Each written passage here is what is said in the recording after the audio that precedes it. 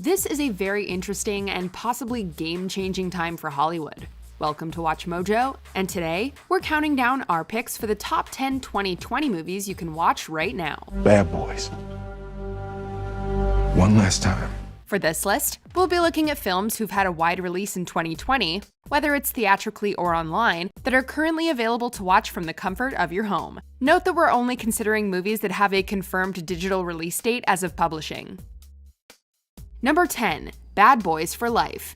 As of writing, Bad Boys for Life is 2020's highest-grossing blockbuster, and it'll likely hold on to that title for a while. Hey! Oh, shit. Oh, come on, man. You could get that buffed out. The always reliable chemistry between Will Smith and Martin Lawrence isn't the only reason why audiences flock to see this long-delayed third installment on the big screen. What many assumed would be a studio-driven cash grab actually offered some welcome character development, seeing the titular bad boys mature as men. Reggie, Megan, I would like to share it with you. We ride together. We die together.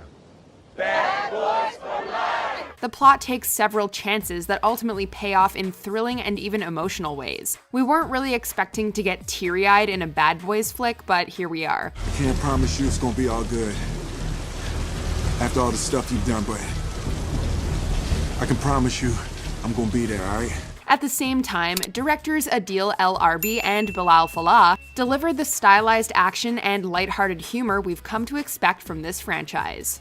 Number 9. The Hunt. The Hunt just couldn't catch a break. You ever had caviar? No, sir. It's delicious. It is, yeah. But I had some last night. You know what? I'm actually in the mood for something a little bit more Mediterranean. Do you have like a grilled vegetable thing with some figs, or even like any kind of small fish? I'm sorry, sir. We don't have a full kitchen here. Originally set to come out in 2019, the release date was pushed back after disaster struck Dayton and El Paso. Unfortunately, the new release date just so happened to fall on the worst domestic box office weekend in over 2 decades. Now that it's streaming, though, you can find out why director Craig Zobel's satirical thriller splits critics down the middle, and even got Donald Trump riled up. Son, whatever's going on here. What's going on is we're getting goddamn hunted. But y'all have guns.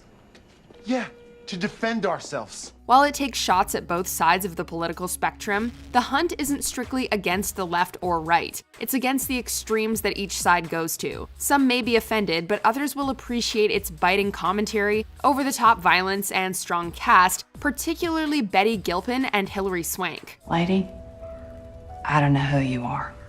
I just know that you're crazy. I am crazy, but I know I'm crazy. Number 8. Bloodshot.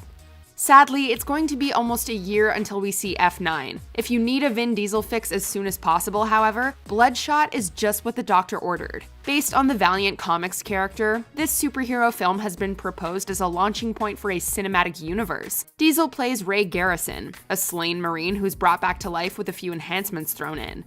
So those are in my blood. They are your blood. We had some success applying them to single organ systems. We thought it was time to try a full body transfusion. Garrison plans to use his new powers to avenge his wife, but things are not as they appear. While Bloodshot wasn't a huge hit with critics, and its trailers gave away what should have been a major plot twist, this pure popcorn flick is likely to appease Diesel's fans with its colorful set pieces and, of course, its awesome leading man. Look at me! I can't answer because I don't know. If I knew, I would tell you. I don't know.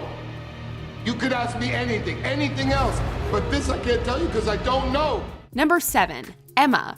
If you're interested in having a Jane Austen movie marathon, Emma is a more than worthy addition to the lineup. It shall always be a matter of great joy to me that I made the match myself. Everyone said Mr. Weston would never marry again.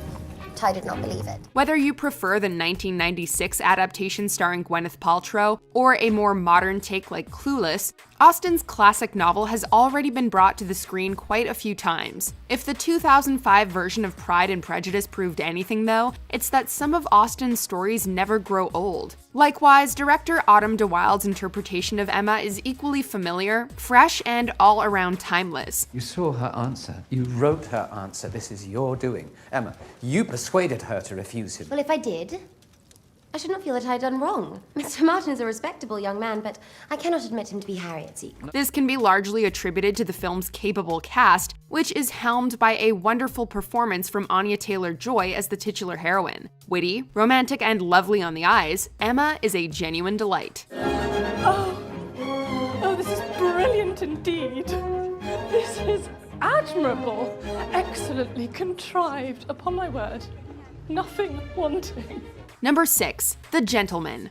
Between Sherlock Holmes and Aladdin, Guy Ritchie has had no trouble finding work as of late. If you wish to be the king of the jungle, it's not enough to act like a king.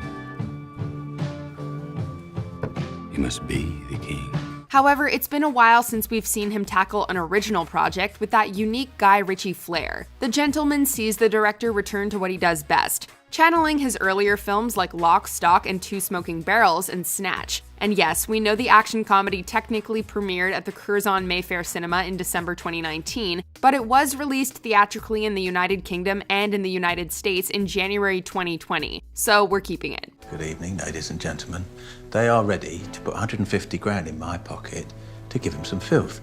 Good for me, that, but in this case, it's bad for you.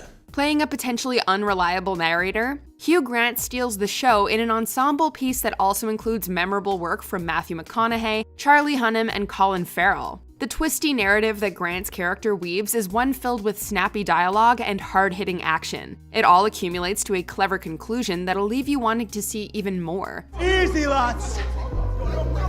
I'm sure you're all road men, gangsters, proper naughty boys, and all that bollocks. But I come in peace. I'm not trying to steal it, I'm trying to buy it. The Gentleman 2, anyone? Number 5. The Way Back. The Way Back at times parallels Ben Affleck's own life. What's going on with you? What's new? Not much. Are you seeing anybody? No. Affleck stars as Jack Cunningham, a former high school basketball player who seemed destined for greatness. After numerous missteps, though, Jack finds himself middle-aged, drinking too much, and on the verge of divorce. Jack is given a shot at redemption when he's asked to coach his old team, but the film doesn't play out exactly how one might expect. Although it doesn't reinvent the sports drama genre, The Way Back is a more mature story than we're used to. Yeah, I'm serious. We're 1-9. You're out there jumping around like you hit the Powerball. You're embarrassing yourself. Win a few games, we can talk about bringing it back, but for now, that act's retired. The adolescent players don't act like the ones you'd find on Disney Channel, and the resolution is more poignant than victorious. It's anchored by one of Affleck's best performances, authentically conveying Jack's inner demons.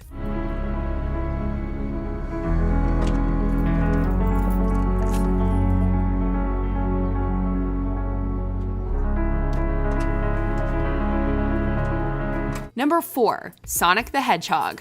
After the infamous first trailer dropped, Sonic fans were ready to break out the pitchforks. Meow? One redesign later, people started coming around, and the end product turned out better than many expected. Sonic the Hedgehog earned surprisingly solid reviews, and is currently the highest-grossing movie based on a video game in America. It might not appease everyone who's waited decades to see Sonic on the silver screen, but the effects are vivid, the action can be inventive, and Jim Carrey throws everything he has into his zany take on Dr. Robotnik. And tell him his men report to me now. Blah, blah, blah, blah, blah, blah, blah, blah. Excuse me? Listen, pal, I don't know if you realize who— I'm sorry, Major. What was your name? Benny. Nobody cares! We think Sonic might go the Thor route, starting out with a traditional fish-out-of-water story, but eventually venturing into more otherworldly territory. Sonic Ragnarok has a nice ring to it. Okay, did someone leave their Find My Phone on? Number 3. Onward.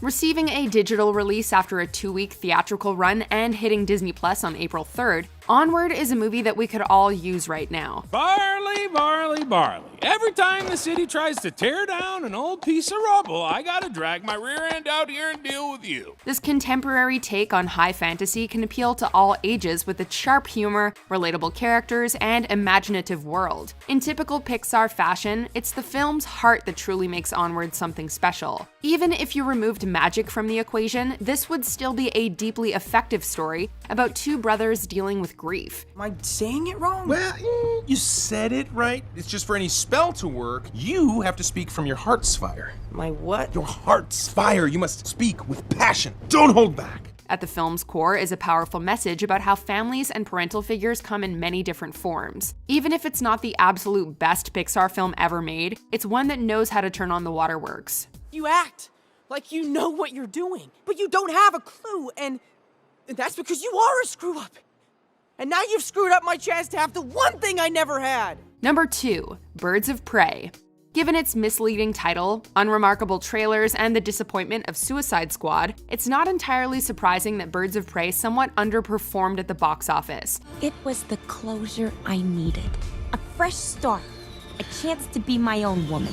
Audiences missed out on one of the DCEU's funniest and most captivating entries yet. While the Birds of Prey are present, this is truly a Harley Quinn movie, which is by no means a disadvantage. Margot Robbie was born to play this character, and this vehicle offers her a chance to shine as Harley like never before. There she is.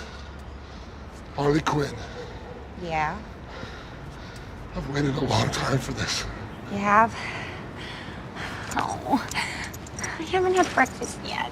Following Deadpool's example, this film earns its R rating and does right by its main character, complete with hilarious fourth wall breaks. Cathy Yan also demonstrates promising chops as an action director, making the visuals explode off the comic book pages and onto the screen. You have to show them that you're serious. Blow something up. Shoot someone. Nothing gets a guy's attention like violence. Before we unveil our number 1 pick, here are some honorable mentions. What do you say, Spence? Hey, Squeeb. Hey, here's a little fun fact for you. You know, saguaro cactus lives for over 150 years? Now, you cut one down in Arizona, you can do a year in prison. Imagine that. Shit. I know guys that rob people in here doing less time than that. Before me, Raphael. Behind me, Gabrielle. To my left, Ariel. I don't really know anything about my family, but people have said that I look Irish. You look very Irish. You think so? Yeah. Well, maybe we're Irish sisters. Maybe we're Irish West African sisters. In this realm, Buck was king. Damn it, creature! I'm just not ready to be a mom. Where else could you go? Nowhere in Pennsylvania. I think you should try another place. Before we continue, be sure to subscribe to our channel and ring the bell to get notified about our latest videos. You have the option to be notified for occasional videos or all of them. If you're on your phone, make sure you go into your settings and switch on notifications. Number 1, The Invisible Man. Upgrade remains among the most exciting, not to mention underrated films of recent years, and writer-director Leigh Whannell has done it again with The Invisible Man, bringing H.G. Wells' classic novel into the 21st century. Celia, what is going on? Are you okay? I'll explain later. Just go, Emily. Go. Whannell's version is just as much a stalker movie as it is a sci-fi movie, contributing to the real-world horror. Of course, even the film's sci-fi elements almost feel grounded in today's tech-savvy world. One night, I was sitting, and I was thinking about how to leave Adrian. I was planning the whole thing in my mind, and he was staring at me. The film belongs to Elizabeth Moss, who's utterly convincing as a woman who can't shake the feeling that her supposedly deceased partner is watching her. Whether viewed in a dark theater or home alone at night, this is a first-rate thriller that'll leave you on edge in all the right ways. I love you. You're like a cop, Emily, and you have this brute force strength that is so comforting. Do you agree with our picks? Check out this other recent clip from Watch Mojo, and be sure to subscribe and ring the bell to be notified about our latest videos.